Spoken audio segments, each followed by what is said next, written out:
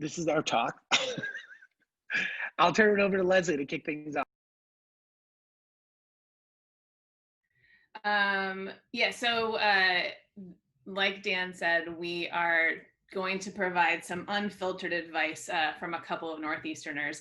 I want to apologize ahead of time. There will be some strong language in here.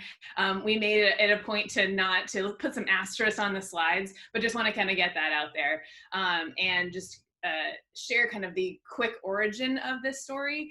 Dan and I were chatting about the fact that we get comments from people that we really just are very direct in how we talk about product, and that people have told us they appreciate that. And we were like, well, that's just kind of how we talk because of how we grew up. So that was the origin of this. It's really just meant to be kind of cutting through the niceties and talking about the real talk that is product management, in the hopes that people can either get some solace that they're not alone, or learn something for how to continue your progress as a product manager moving forward. And a huge shout out to all of our sponsors. Okay, so quickly going into us a little bit, my name is Leslie Hall. I'm a PM at HEB, and I'm from Manchester, New Hampshire, grew up in New England. This is a picture of me and my family at Fenway Park. I waited 8 hours in line, the virtual waiting room, like 12 years ago or 15 years ago, whatever it was, to be able to get monster seats. And we took a picture with every type of hat we could have because we were so excited. We wanted it to be our Christmas picture and our 4th of July picture and everything else. And then Fluffernutters, if you're not familiar with Fluff, it's the most amazing product that never goes bad.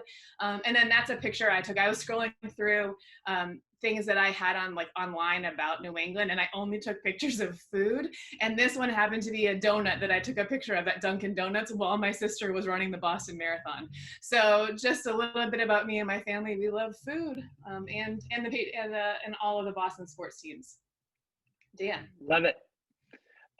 So my name is Dan Corbin. I am also a product manager at HEB. I am from a small, crappy little town called Brockport, New York, between Buffalo and Rochester. I am a long-suffering Bills fan. Go Bills. And I love to go home because I get to eat tons of buffalo wings and perhaps a delicacy that some people are not aware of called the garbage plate. It's fantastic. It was originated at a place called Nick Tahoe's in Rochester, New York. And I know Leslie has had the distinct pleasure of enjoying a garbage plate. So I highly recommend, if you ever get a chance, don't say no to a garbage plate. All right, Leslie, I think this is you. And I want to apologize ahead of time. You may sound like there's a truck driving by, but that's just my 80-pound dog snoring in the background. I don't know if you can hear it right there. So real talk here. Why is it so fucking hard to be a product manager? It's a really hard job, and it's not for the faint of heart. So let's talk about it. So we were thinking about what are the different areas that make this job so hard? Because I think people really aspire to be product managers. They want to have a product manager career. They want to continue to move up. And as Leslie mentioned at the beginning, sometimes you don't get the unvarnished realities of how difficult it is. So first question we wanted to address is, why are some people such assholes? And the reality is you're going to have difficult types of stakeholders. So we've kind of bucketed these into different groups. The know-it-alls. This spans the range. You could have the know-it-all engineers that are don't want to hear it from you. It could be executives. It could be outside stakeholders. You have to be able to deal with people and that aren't really necessarily willing to listen. And ironically, the best way to deal with those sort of people is to actually make sure that you're listening to them and making them feel heard. Another very difficult type of stakeholder is the people who are unable to stick to the priorities and to stick to a certain path As product manager, we are tasked with creating a product vision, building out a roadmap, and making sure that we're making progress on that roadmap. It's very hard when people are reaching over, grabbing the wheel, and trying to pull it, to go off-roading. Let me tell you exactly what you're going to go build type of stakeholder. One of the great things about being a product manager is you should have autonomy over your product and your decisions and how you're running your teams. Now, of course, that comes in exchange for accountability. It is a huge challenge when you have stakeholders who don't want you to make the decision and don't want you to give them the rationale and the data that you used in making the decision, and they just want to tell you what to do. And they treat you like a project manager instead of a product manager. I think that these are my least favorite types of stakeholders. And then we have the ghost. This is someone that you're like, hey, I need you're involved. Like, I need you to be involved. The project, you are a dependency in this project, and your input and help is going to be needed all the way. And then they're just like piecing out on you like periodically. And it's just making things incredibly difficult for you as a product manager. So, Dan, if you go back to those, kind of chatting about how to handle, like, how would you handle each of those people, like, really briefly? I can start with the ghost, because I think that this is something I'm experiencing right now. Yep. If you're working with someone who's kind of ghosting you, in my opinion, it means that whatever I'm doing is not valuable enough for them, and they're ghosting me because they're very busy and they have something else going on that's better use of their time. So I have to go through and see, what am I doing that's not valuable enough at this point? How can I make sure, like, is the work that I'm doing valuable, or is it a project that should be scrapped altogether? Or is it something that I have to figure out the approach to make sure the value is being received? I think it's important to recognize that none of these groups of people, and in general, most people, don't have negative intent. It's just that you have to figure out how best to work with them. Yeah, and for the know-it-alls, I think I have found in my experience that generally those are the people that just want to make sure that they feel heard. And you want to make sure that you're recognizing them for the specialties that they have and the experience that they bring to the table. And I think as long as you feel like that they are feeling heard and their viewpoint is being incorporated, those are actually pretty easy to deal with. The leaders with the limited attention span, I tend to deal with them by making my work very transparent, where I have specific roadmaps and I have specific work that we're working on, showing them the goals and what is coming up next. And when they go and they try to zig while I'm trying to zag, I will say, okay, that's, it's interesting, but now if we do that, we're going to have to swap this out. No, and it really seemed like this is a key critical business objective. And so being able to let them know that there are trade-offs, I feel, is probably the best way to do that. So make your work transparent, show that, hey, it's not like we have extra utilization here. You have to make a decision. And I think for the let me tell you exactly what to build, I don't know if we have different perspectives because our backgrounds are so different on this one. But for this one, just because my background is more in the soft, kind of the soft sciences, I have a master's in sociology and I come up through customer experience and customer service. I like to lean in real hard with these people because generally when they have an idea of what they want you to build, it's either from a really technical perspective or a really like big business analytical reason. And I just ask as many questions as possible to understand why they think that's going to be successful. And generally we are able to come to a middle ground if I can figure out the why behind what they're trying to do and why they think this is such a great thing to build. Sometimes it's hard when you're so far down the solution road, you have to really pull them back into the problem. And that can take a lot of time and a lot of careful communication and questioning. And it's important to be patient while you're trying to figure that out. But generally it's because if someone has that, let me tell you exactly what to build mindset, it's because they're very passionate and firm that whatever they think is going to happen is going to be successful. Yeah, I will say, like, as you mentioned, the importance of having the patience. This is the one area, I'm generally a pretty patient, laid back guy. This is one area I do not have patience, but I have found that um, asking, trying to get more clarity on context and why has helped a lot. I will also admit that I have quit jobs for specifically these type of stakeholders where I'm like, I can't work like this. But they are, all of these difficult stakeholders are what I see as opportunities to learn and get better. So let's kind of move on to the next slide. And I apologize, I added a line in and I didn't know you were doing fun animation, so excuse that one. No worries. so you know, not everyone's an asshole, and I mean, when we say not everyone's an asshole, it means nobody's really an asshole all the time, but some people are really amazing and can partner with you right from the beginning, and I think it's important to recognize those humble and helpful engineers, including your engineering manager partner.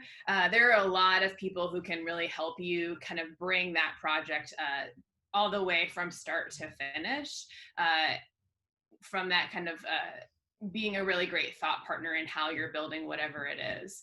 And I think it's important also to recognize really wonderful collaborative designers.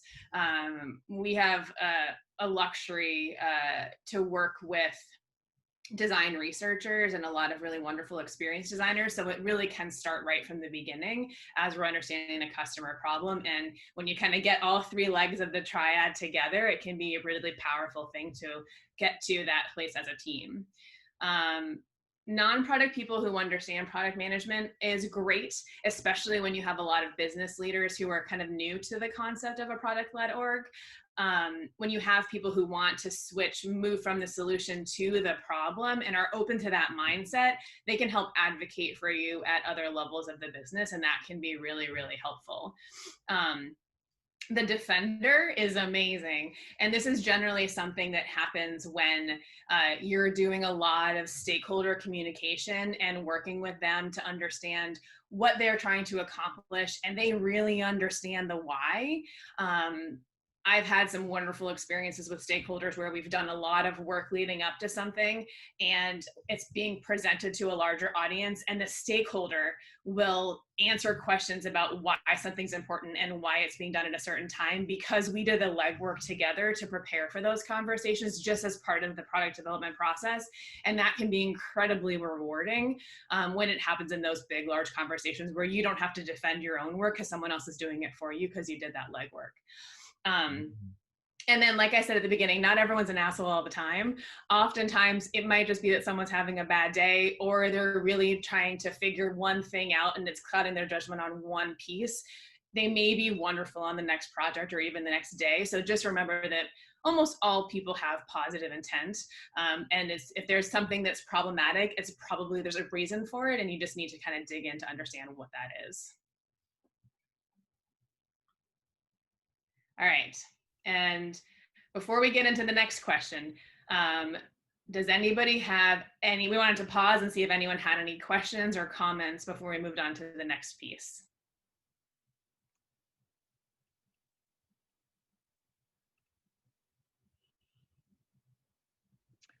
And you can put it right in the Slack channel, in the orange channel, and we can kind of reply to it. Andrew, can people unmute themselves and talk? I can.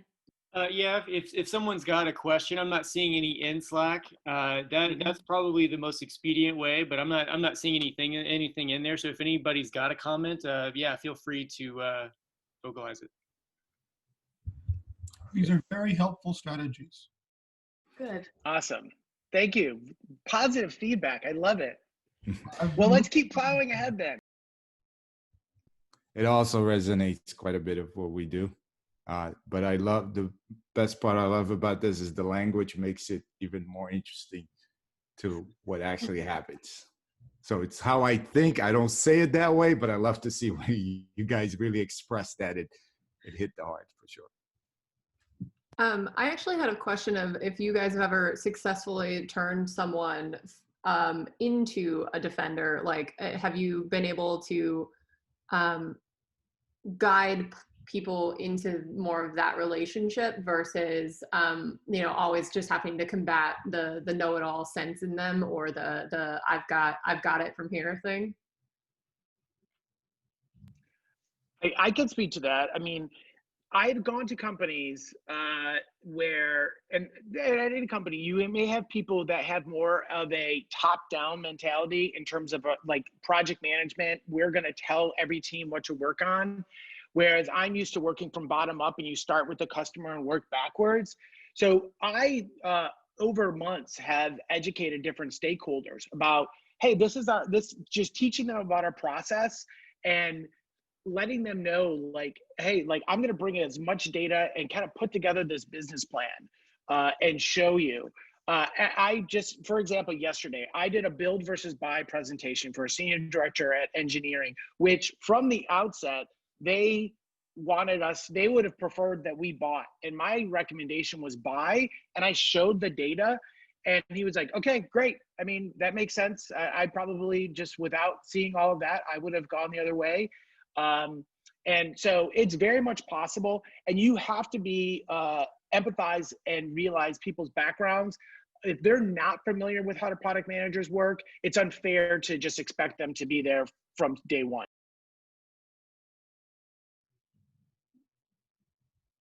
And there was a question, what about the know-it-alls who just don't believe you when you show them consequences of the changes that they want?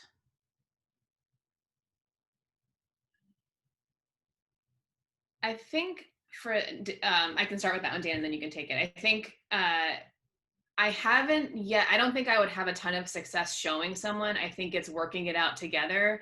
Because if someone really believes something, if I were to go off and come back and show them something, it might feel like they weren't involved in the process, and it may feel like a me versus them scenario, where if I ask them questions and we get to that point together, I think they're more likely to believe it, because it won't feel like they need to defend their argument, and it won't feel like it's a two-sided coin. It will feel like we got there together.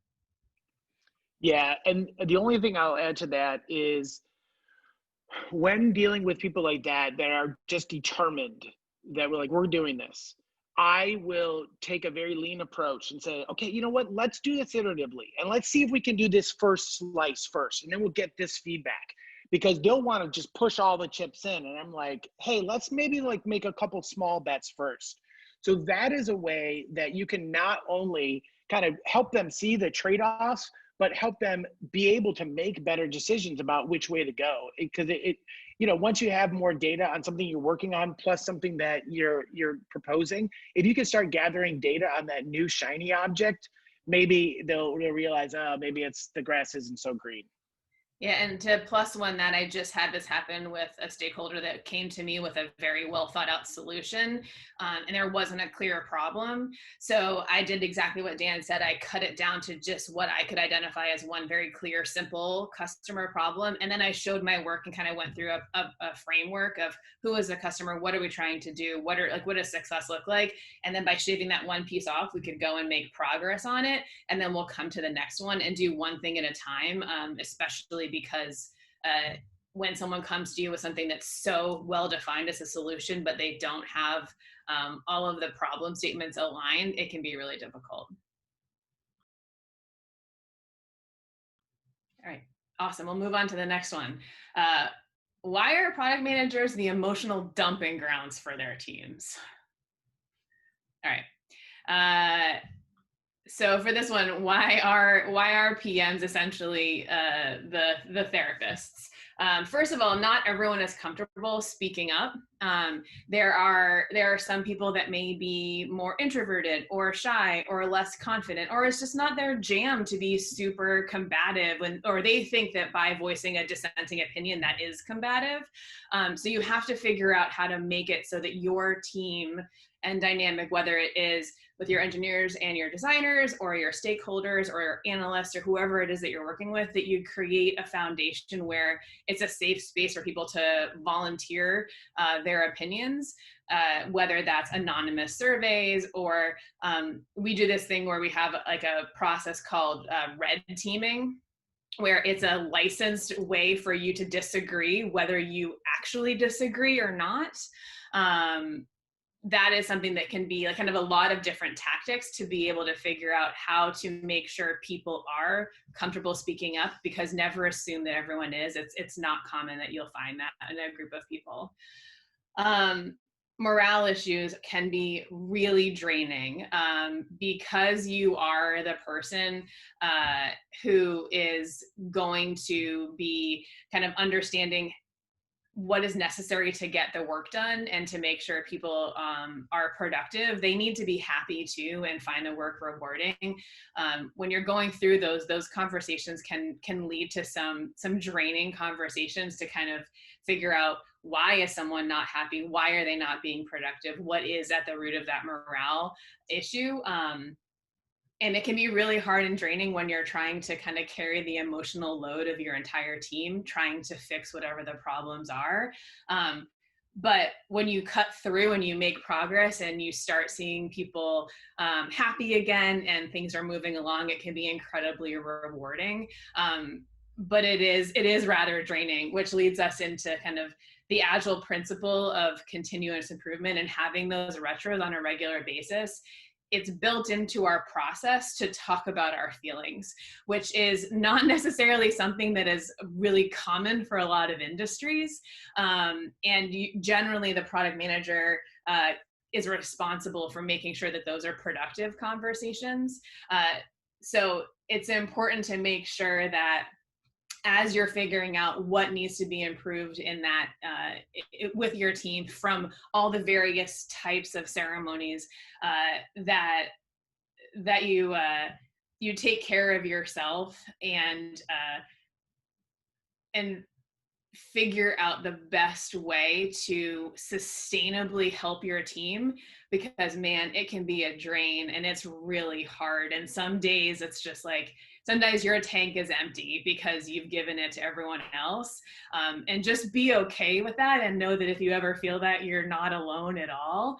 And figure out a process that works for you to be able to keep going, to keep continuing to improve your team. It looks like we've got about 6 minutes left, so I'm going to kind of call an audible, go a little bit into a speed round so we can get to the takeaways. I think that's really the most important thing. So our next question is, how in the hell am I supposed to get all this shit done? Well, you have to realize that being let's go back to the overall theme of this presentation is, why is it so fucking hard to be a PM? Because it's not a 40-hour-a-week job. And the reality is you have so many meetings and commitments that the only time you're able to get things done is either before or after work. So things that we recommend to kind of manage the workload, first and foremost, learn to forgive yourself. We all suffer from like imposter syndrome and stress and anxiety. Feeling like you're carrying a ton of bricks isn't going to help. So you have to be okay with not being okay sometimes, especially when you're like, say, for example, living in the middle of a worldwide pandemic. Another thing is to learn to delegate. I have engineers write JIRA tickets. I know Leslie her teams do like this amazing rotation of responsibilities. And we also kind of know like when to ask for help. And have a system for getting things done. I personally use Kanban boards and Pomodoros, and the way I the way I block out things on my schedule has really worked for me. But you have to determine like, what are the ways that I work best? You know what I have found out during pandemic? Half-an-hour naps in the middle of the day, really, really good for me. So I make time and I take a little snooze. It's really helpful. So all of those things go into kind of making a system that works for you. So I want to kind of get to the takeaways, turn it over to Leslie, and then we'll close with some questions. Perfect. Thanks, Dan. First, you have to have a really high level of emotional intelligence. You need to be able to read between the lines with your teammates as well as stakeholders. And you need to be able to really develop relationships and work on communication with all of those people to make sure that you can read between the lines. You need to go with your gut. Oftentimes you're going to get a bunch of data, you're going to be working with a lot of people, and then you have to make a decision. So just make it, be confident, but then if new data comes your way, be confident in pivoting a little bit if it needs to, but go with your gut. Third, develop a system that works for you. Like Dan said, you need to make sure that you forgive yourself if whatever kind of new cool getting things done thing is going to be working for other people that doesn't work for you. If it doesn't work for you, don't do it. Find something that does work for you. And then delegate what you can so that you can be as productive as possible. Have a supportive cohort of other PMs. This one is harder for me as well because I'm so busy throughout the day. It's easy not to talk to, it's easy to push off talking to those people who aren't necessarily in the way of me like getting something across the line, but it's incredibly important to be able to have that cohort so that you can have conversations like this to figure out how you can improve your own skill set. And then lastly, know that you're not alone at feeling overwhelmed or feeling like sometimes you want to speak like you're from the Northeast. A lot of us feel this way, even if we don't talk about it out loud all the time. Speed round. Love it. Questions? Feel free to unmute yourself and we'll answer whatever questions you have. Just a quick comment. I am a newer product manager. I've only been doing it for about 9 months. But everything you guys have said has just been so spot on into all of the feelings and all of the like, oh my gosh, why does this feel so hard? And as you walked through some of those takeaways, it was like, yes, those are exactly the things that I had to come to conclusion to on my own. But seeing it here is such nice validation that others are feeling this way too. And, you just have to be able to work through it and forgive yourself and learn how to make those changes and pivots. And that's actually one point I wanted to ask you guys about is we often say it's really important skill for a PM to be able to pivot based on new information. But what do engineers hate more than anything else? It's pivoting, and they will constantly be like, well, you changed your mind. What are some strategies you guys have found to combat that resistance to change because you are being a good PM and you are being flexible and you are introducing that new data and letting it influence your decision? How do you guys combat that? I'll start. So you're absolutely right. Engineers hate whiplash. It's very, very important. One of the things that I put a real premium on is getting alignment with the engineers and the business. So I make my work transparent. I show them the roadmap. I talk to them. I reiterate what our OKRs are. I push back when people want to pivot too soon. But when we feel that there is enough a tipping point, I try to show them all of the data. And I think it's important to make sure that they understand that you are not pivoting because you're unorganized and you realize like, oh shit, we really need to be doing this. If you're organized in doing your job, you can get a lot of buy-in. But I think it's very important that you're just sharing and communicating with your engineers and doing those reminders of like, okay, this is what we're trying to do in terms of our objectives and key results. And we think it's better to do this than that if we want to achieve those objectives. Yeah, and the only thing I'll add to it is I try to have the pivoting happen before engineer starts building. So you've already kind of figured those things out, and it might feel like the roadmap is a little zigzaggy, but it's not actually changing the work that they're doing. It's just changing what the roadmap looks like ahead of time and being able to push back and see like, can that wait? And instead just prioritizing it after the fact if possible. Great, thank you guys so much.